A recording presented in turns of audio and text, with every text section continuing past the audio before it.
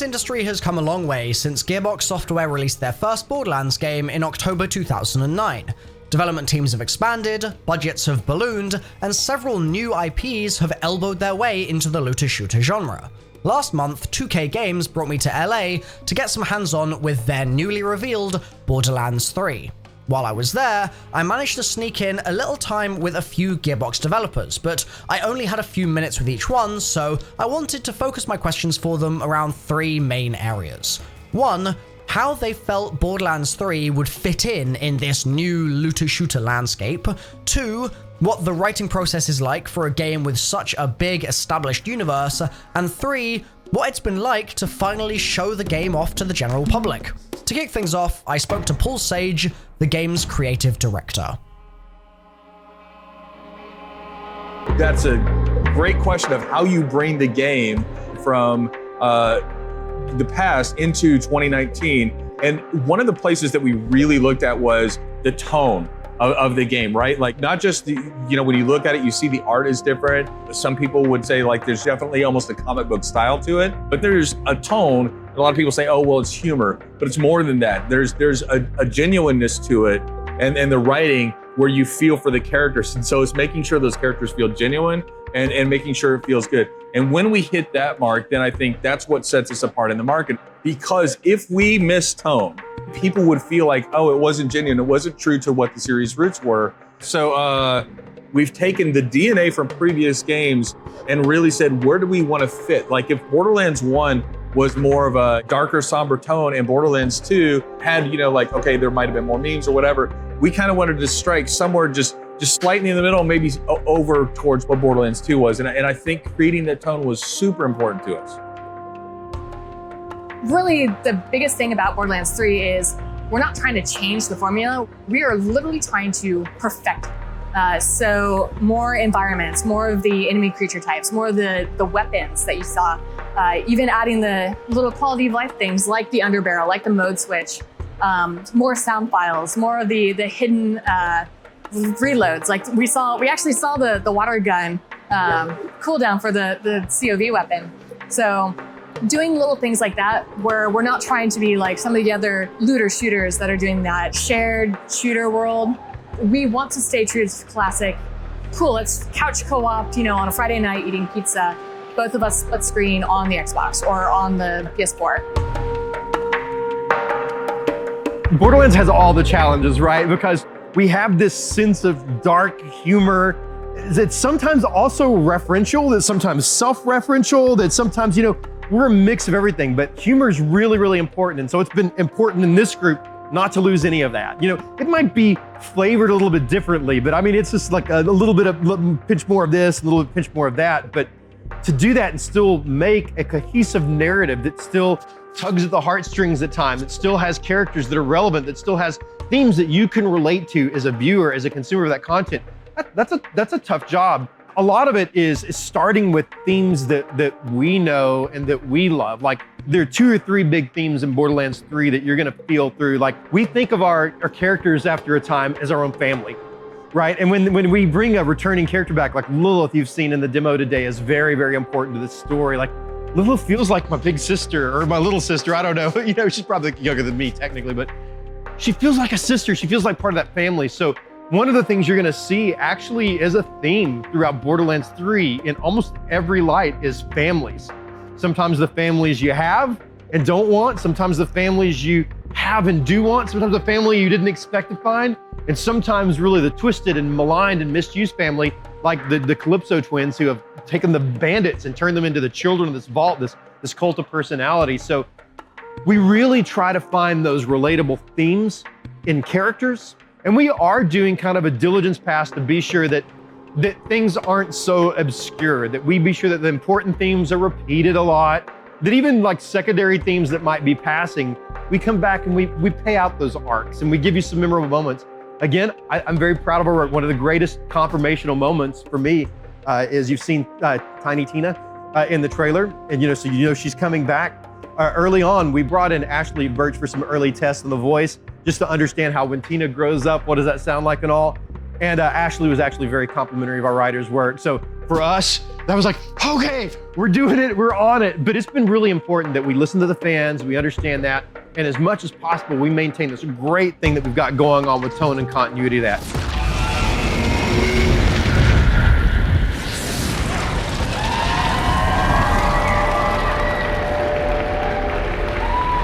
What's up?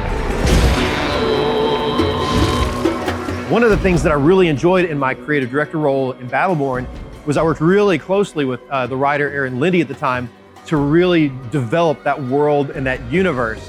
So when we were all moving to new roles in Borderlands 3, they brought me over and we actually formed a narrative department. You know, when we think about it, like Borderlands 2 had a writer. Anthony Birch, who was tremendous. I got to work in the office with him, super good, loved the work that he did on that. Battleborn had a writer, Aaron Lindy, who did that. When we got to Borderlands 3, after having like roasted those two guys, because a game is a big thing to write, and we wanted to make Borderlands 3 the biggest, best game we ever could, it became really evident to us that we needed to mix it up a little bit. It's a huge universe now, and especially, you know, the three main games and Tales, and then the pre-sequel that both expanded other parts of the universe in big ways. So we assembled a team, we put it together, and generally it's worked like that. I have a team of writers now that work with me, but I also get to work all the time with Randy Pitchford and Paul Sage, whose story is very important to both of those guys. So I bring everybody together, wrangle it, get to do a little bit of writing, a little bit of narrative design myself, and we kind of work as a writer's room. So we've worked for the last 2.5 years as a big group together, really being sure that this is the best Borderlands story that we've ever put in a game.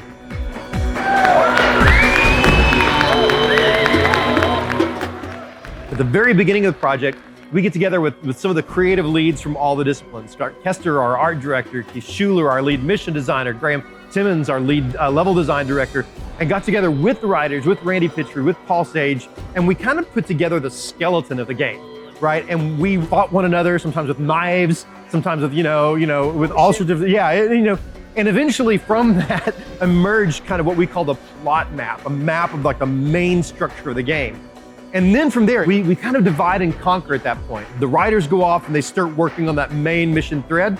They would write something and then we would bring it back to the group. Like all the main missions, we actually did read-throughs, we brought in some voice actors, we did some table reads in that process before we recorded or put anything into the game. So we've really spent a lot of time on the story, working through, honing it, refining it, listening to it before it was even recorded, imagining what it could be. So yeah, there's kind of divide and conquer. You go work, and then you bring it back to the group. And then we are viciously cynical and critical of one another as we pull apart, like, that joke's not funny, this one's better. So it's gone through all of that process. And the delightful end to all of that is, even before it gets in your hands, before we get it out to the customers, we actually run focus testers. We bring in people, real people, not like us special developers, right? People from the outside who haven't had a chance to see it, to play it fresh. And some of those are returning Borderlands fans. Some of those have never played Borderlands before. And then I get to have my favorite thing I get to do either. They play the game and I get to give them a Borderlands quiz, where it's like, okay, now answer me these questions 3 about this universe you've never played before. Like, But we really do check things like, is it funny? Do you understand the story? Are you completely lost? Where are you getting lost? What's going on? To try to even put that extra coat of polish on it. So it's been a huge effort.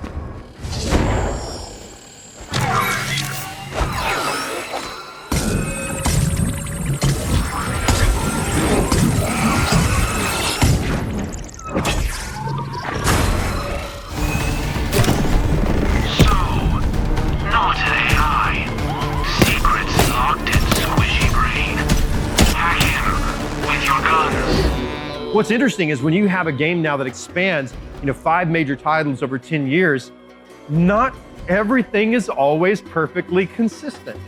We're pretty good on the big stuff, but there's a lot of questions and a lot of interpretation for that. So we've actually, as we've gotten together, we've met like twice a week with what we call the narrative group that have stakes in that story.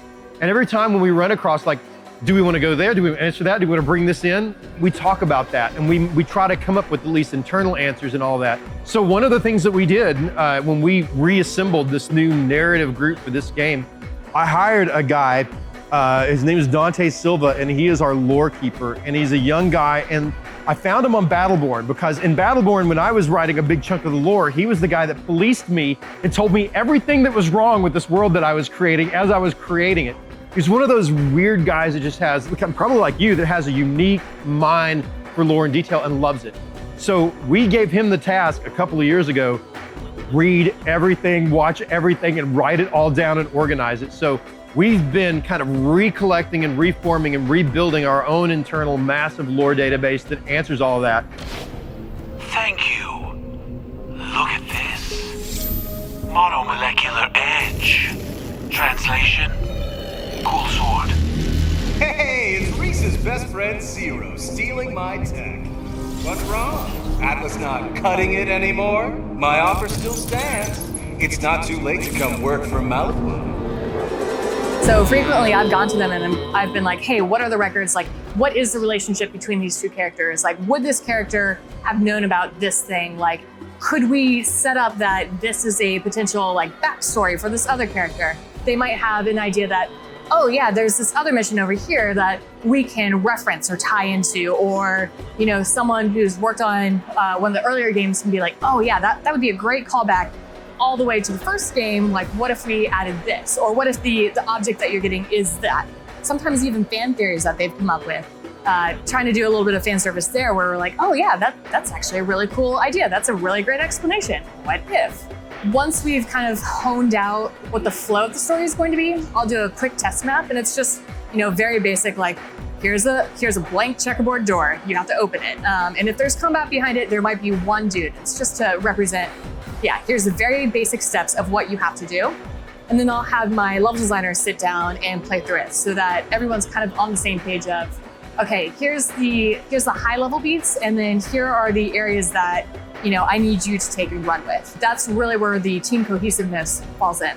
We've gone by and we're doing a very thorough job of being sure that if we are changing anything, if we were reimagining an answer to something, we're trying to be sure that we land it. You know, I'm a big Star Wars fan, and they've certainly had a very similar problem over the years. They've expanded universe and created a lot of stuff, and they've done a really good job.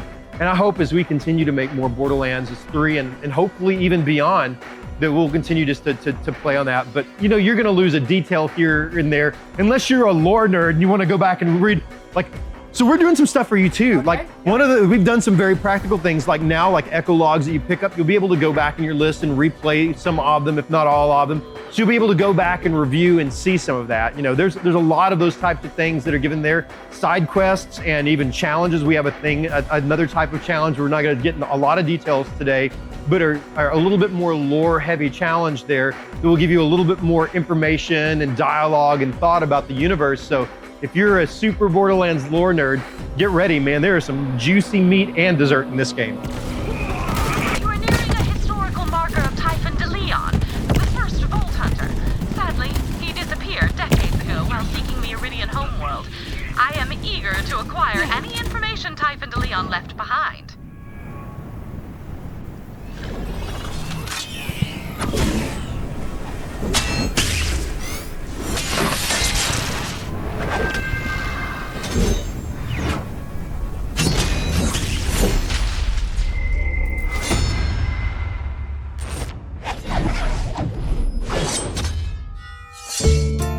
Obviously, coming up with villains that are as cool as Handsome Jack is a big challenge. Handsome Jack is one of my favorite villains ever.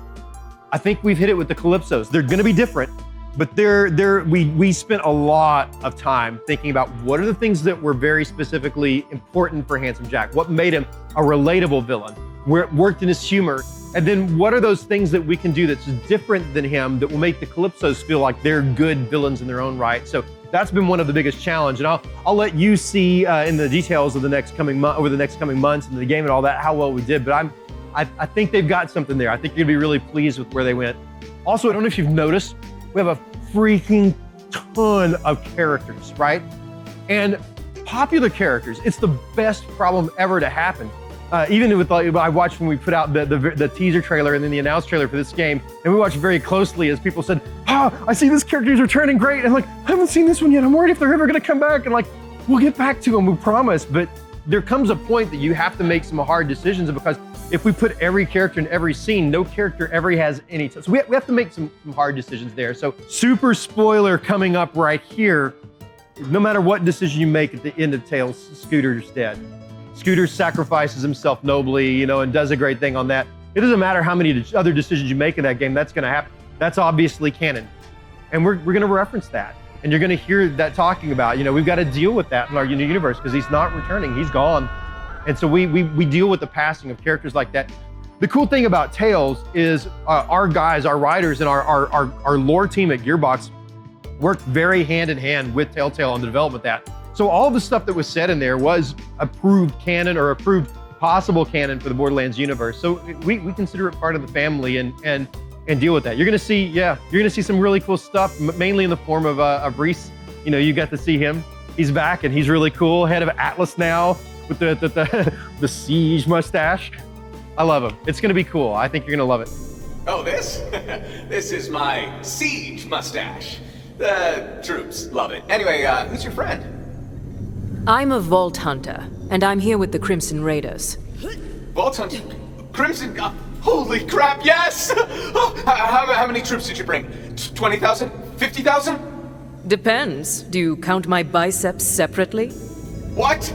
Okay, so I have been making video games for 25 years. Well, that's a reality hit saying it out loud. But one of the greatest things you ever hit is this moment of when you finally get to talk about what you've been working on for as long as you've been working on it.